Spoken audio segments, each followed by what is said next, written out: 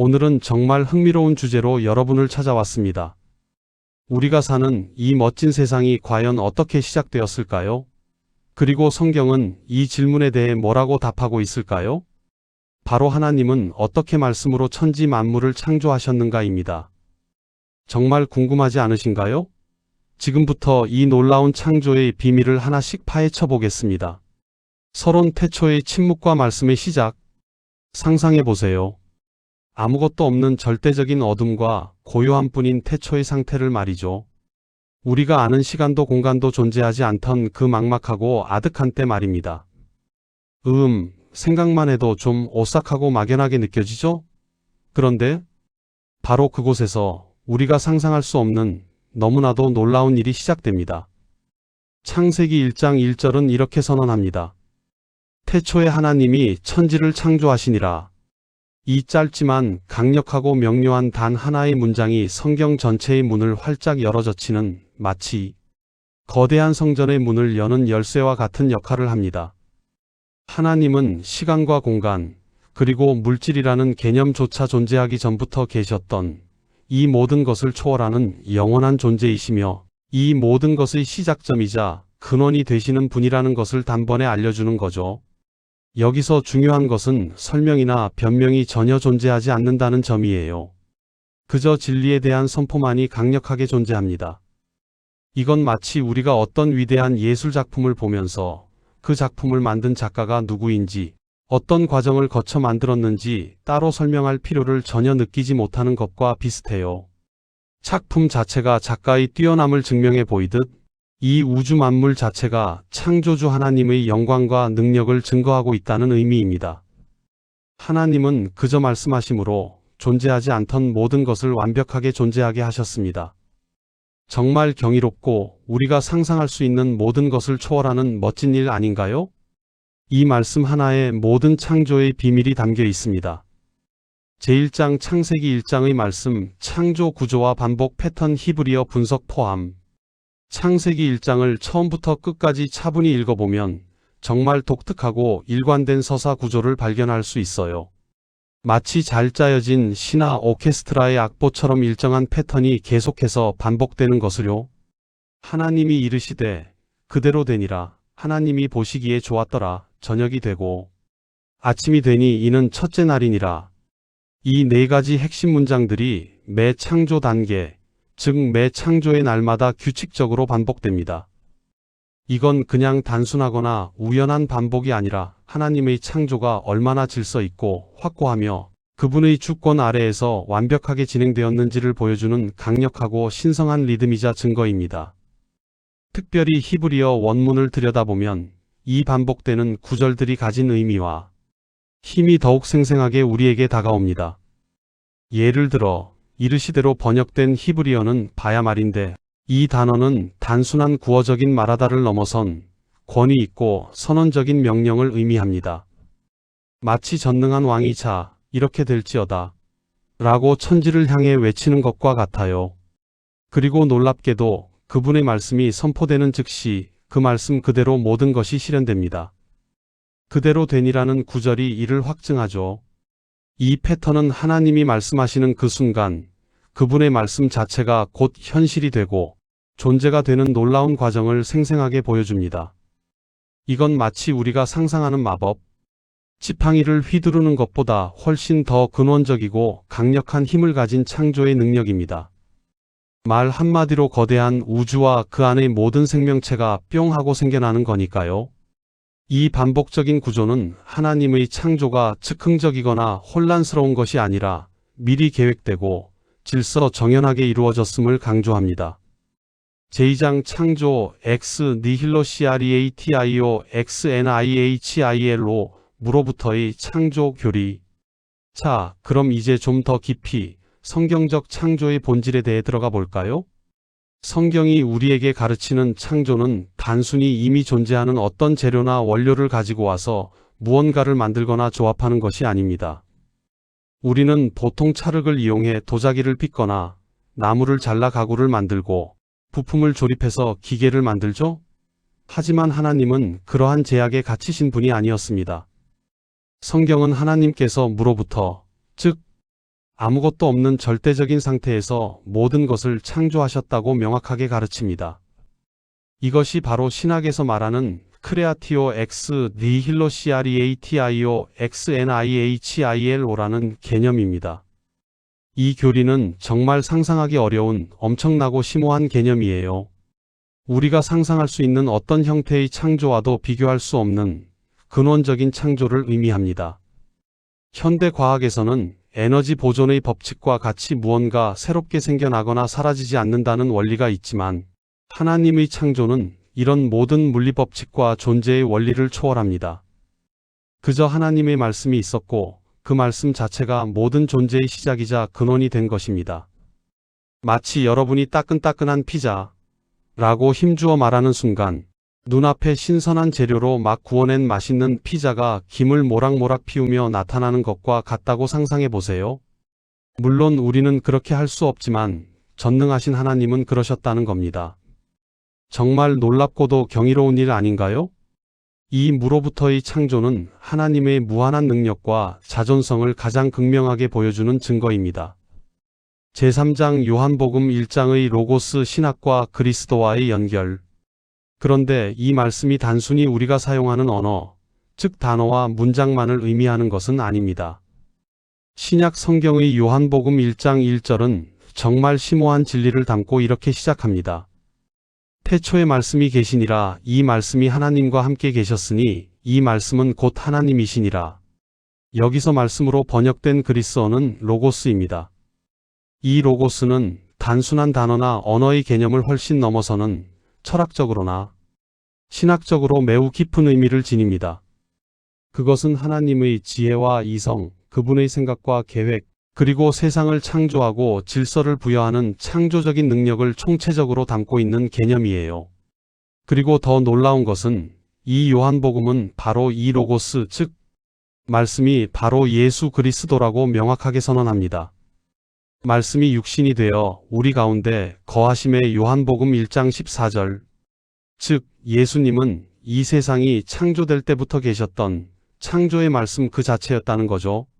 이 우주 만물이 예수님을 통해 창조되었고 그분 없이는 단 하나의 존재도 존재할 수 없었다는 의미입니다. 와우! 우리가 보고 듣고 만지는 이 모든 광활한 우주와 그 안의 정교한 생명체들이 예수님의 말씀으로 지어졌다는 사실, 정말 상상을 초월하는 놀라운 진리가 아닌가요? 이는 이 땅의 모든 피조물 하나하나에 그분의 순결과 지혜, 그리고 사랑이 깃들어 있다는 뜻이며 이 모든 것이 그분을 통해 존재한다는 깊은 의미를 내포하고 있습니다. 창조된 모든 것들이 그분을 가리키고 있는 것이죠. 제4장 말씀 창조가 계시하는 하나님의 속성 전능, 자유, 지혜, 선하심.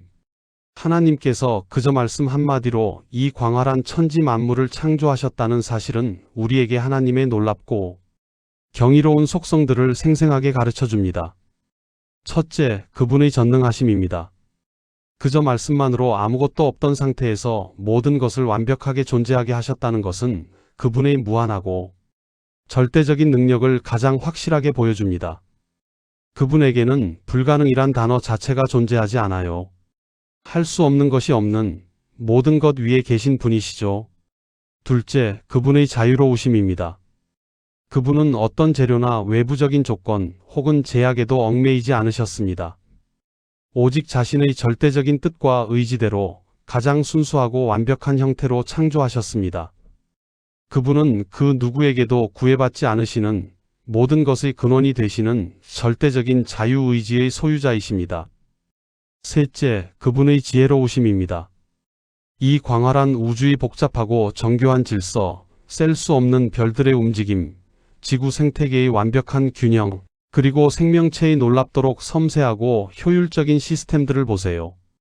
이 모든 것이 그분의 탁월하고 무한한 지혜 없이는 결코 불가능했을 겁니다. 넷째, 그분의 선하심입니다. 하나님은 창조하신 모든 것을 하나하나 보시고 매번 하나님이 보시기에 좋았더라고 말씀하셨습니다. 그리고 마지막 여섯째 날 모든 창조를 마치신 후에는 하나님이 그 지으신 모든 것을 보시니 보시기에 심히 좋았더라고 선언하셨습니다.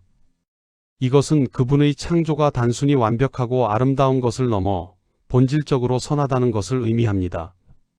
그분이 만드신 세상은 죄가 들어오기 전까지는 티끌 하나 없는 완벽하고 조화로운 상태였습니다. 이 모든 경이로운 속성들이 그저 있으라는 말씀 한마디에 고스란히 담겨 있다는 것이 정말 감동적이고 찬양할 일 아닌가요? 우리는 이 창조를 통해 하나님의 영원한 능력과 신성을 깨달을 수 있습니다. 제5장 삼위일체적 창조 성부성 자성령의 협력.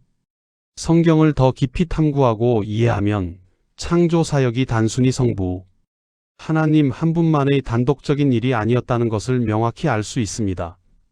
사실은 성부 하나님, 성자 하나님, 그리고 성령 하나님, 이 삼위일체 하나님께서 온전하게 함께 이 위대한 창조의 일을 이루셨습니다.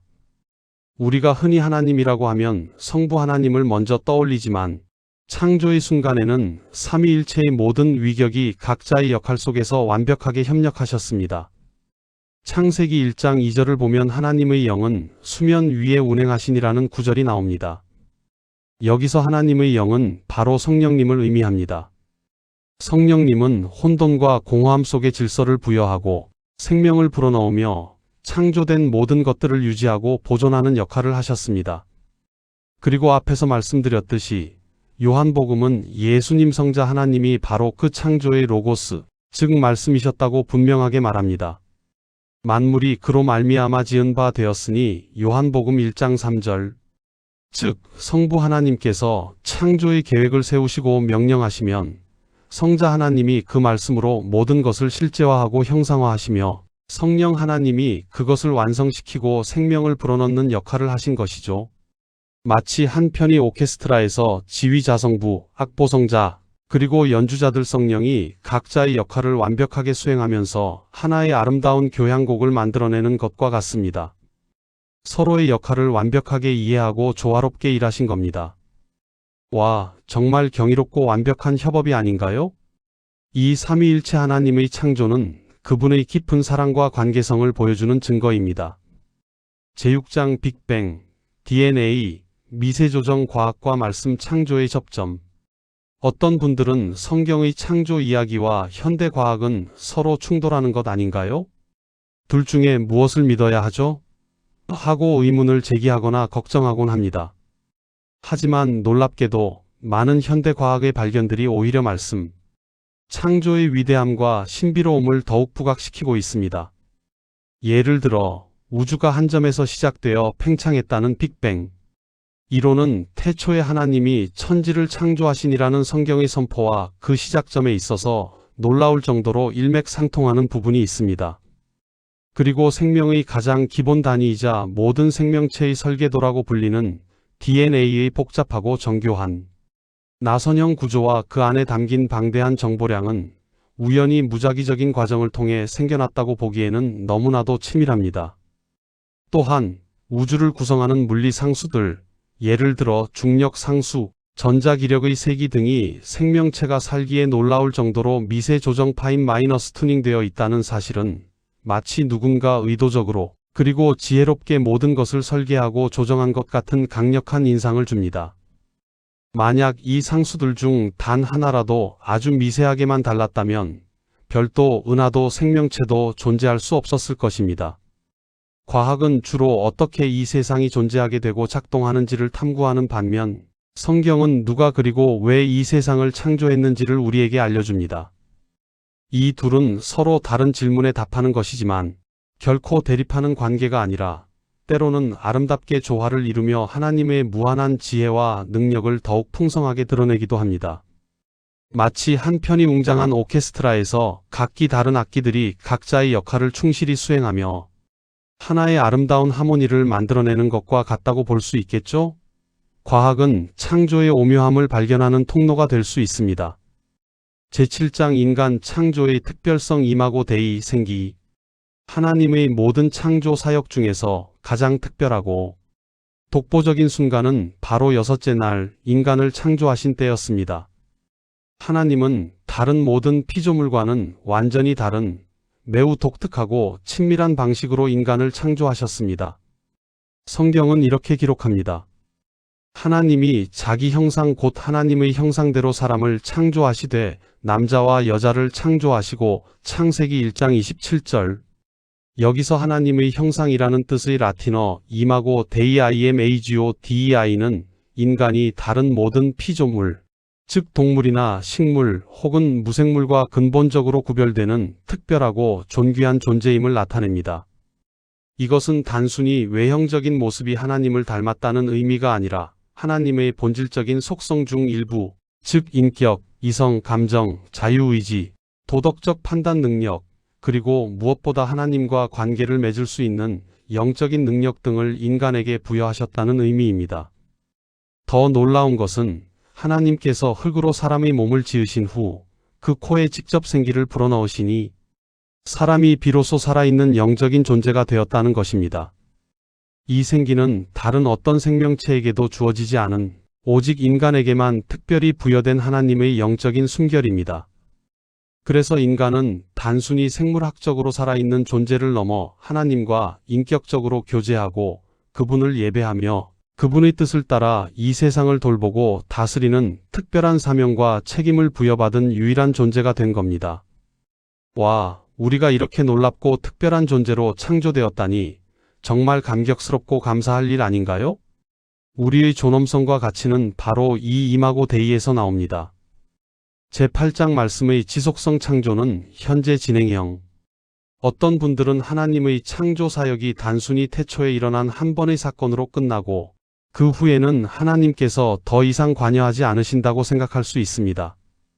마치 시계를 만들어서 태엽을 감아준 뒤에는 그냥 돌아가도록 내버려 두는 것처럼요.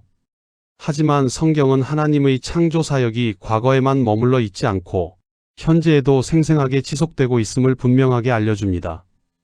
하나님은 그분의 전능한 말씀으로 이 광활한 우주와 만물을 창조하셨을 뿐만 아니라 지금도 바로 그 말씀으로 모든 것을 끊임없이 붙들고 유지하며 다스리고 계십니다. 히브리서 1장 3절은 이를 아주 명확하게 선언합니다. 그의 능력의 말씀으로 만물을 붙드시며 이 구절은 단순히 과거의 창조 사건을 언급하는 것이 아니라 현재 시제로 하나님의 지속적인 보존 사역을 강조합니다. 이건 마치 이 우주라는 거대하고 복잡한 기계가 멈추지 않고 계속해서 질서, 정연하게 작동하도록 하나님께서 늘 세심하게 돌보고 계신다는 의미와 같습니다. 태양이 매일 어김없이 뜨고 지고 계절이 규칙적으로 바뀌며 씨앗에서 새싹이 돋아나고 꽃이 피며 열매를 맺는 이 모든 자연의 질서와 생명의 연속이 바로 하나님의 지속적인 말씀의 능력과 섭리의 결과입니다. 창조는 단순히 우주가 시작된 과거의 한 시점이 아니라 지금 이 순간에도 우리 주변에서 그리고 우리 안에서 끊임없이 계속되고 있는 현재 진행형인 거죠. 만약 하나님께서 잠시라도 그분의 능력의 말씀으로 이 모든 것을 붙드는 손을 놓으신다면 이 모든 질서는 혼돈에 빠지고 모든 존재는 한순간에 소멸할 것입니다. 정말 경이롭고 동시에 감사할 수밖에 없는 일 아닌가요? 우리는 이 지속적인 창조 속에서 하나님의 신실하심을 매일 경험할 수 있습니다. 제9장 새 창조 구원과 처음 창조의 연결. 처음 창조된 세상이 아담과 하와의 죄로 인해 망가지고 왜곡되고 어둠에 물들었을 때 하나님은 그분의 걸작을 포기하지 않으셨습니다. 오히려 더욱 놀랍고 영광스러운 새 창조를 계획하셨는데 그것이 바로 예수 그리스도를 통한 구원입니다. 구원은 단순히 우리의 죄를 용서받고 심판을 면하는 것을 넘어섭니다. 그것은 영적으로 죽었던 우리가 다시 살아나고 죄로 인해 망가졌던 하나님의 형상을 회복하며 그리스도 안에서 완전히 새로운 피조물로 거듭나는 것을 의미합니다. 고린도후서 5장 17절은 이 진리를 너무나도 명확하게 선포합니다. 그런즉 누구든지 그리스도 안에 있으면 새로운 피조물이라 이전 것은 지나갔으니 보라 새 것이 되었도다. 이것은 마치 낡고 부서진 건물을 단순히 수리하는 것을 넘어 완전히 허물고 훨씬 더 아름답고 튼튼하며 영구적인 새 건물을 짓는 것과 같습니다. 구원은 죄로 인해 망가진 첫 창조를 회복시키고 더 나아가 죄와 사망의 그림자가 전혀 없는 더욱 완전하고 영원한 새 하늘과 새 땅을 만드시는 하나님의 최종적인 창조 사역의 정점이라고 할 수 있습니다. 처음 창조가 하나님의 말씀으로 시작되었듯이 새 창조 역시 하나님의 말씀, 곧 복음의 선포를 통해 이루어집니다. 이 처음 창조와 새 창조는 분리된 사건이 아니라 하나님의 크고 놀라운 구원의 계획 속에서 유기적으로 연결되어 있으며 그분의 영원한 사랑과 신실하심을 증거합니다. 우리는 구원을 통해 이 새 창조의 과정에 동참하게 되는 영광을 누립니다. 제10장 오늘 우리의 삶에 적용되는 5가지 메시지. 자, 이렇게 하나님께서 말씀으로 천지 만물을 어떻게 창조하셨는지에 대한 정말 심오하고 놀라운 이야기를 깊이 탐구해 보았습니다. 태초의 침묵을 깨뜨린 하나님의 말씀, 무로부터의 창조, 요한복음에 나타난 예수 그리스도와의 연결, 그리고 삼위일체 하나님의 완벽한 협력까지 정말이지 우리의 상상을 초월하는 경이로운 진리들이었습니다. 이 모든 창조의 이야기는 단순히 과거의 신화가 아니라 오늘날 우리의 삶을 변화시킬 수 있는 강력한 진리이며 우리가 살아가는 이유와 목적 그리고 방향을 분명하게 제시해 줍니다. 그럼 이제 이 위대한 창조의 진리가 오늘 우리의 실제 삶에 어떤 의미와 적용점을 가져다 줄 수 있을까요? 5가지 중요한 메시지를 함께 나눠보겠습니다. 하나님의 절대 주권을 인정하고 신뢰하라. 이 모든 광활한 우주와 그 안의 질서를 말씀으로 시작하고 지금도 능력의 말씀으로 붙들고 다스리시는 하나님은 우리의 개별적인 삶까지도 주관하고 계십니다. 내 힘과 능력만으로는 도저히 해결할 수 없는 문제 앞에서 좌절하고 낙심하기보다 전능하신 그분께 모든 것을 맡기고 그분의 선하시고 완전하신 주권을 인정해 보세요. 우리의 마음은 훨씬 더 평안하고 자유로워질 겁니다. 그분은 우리 삶의 모든 것을 계획하고 계십니다. 삶의 진정한 목적과 의미를 발견하라. 우리는 우연히 존재하게 된 물질 덩어리가 아니라 하나님의 형상대로 그분의 특별한 목적을 위해 창조된 존귀하고 특별한 존재임을 항상 기억하세요.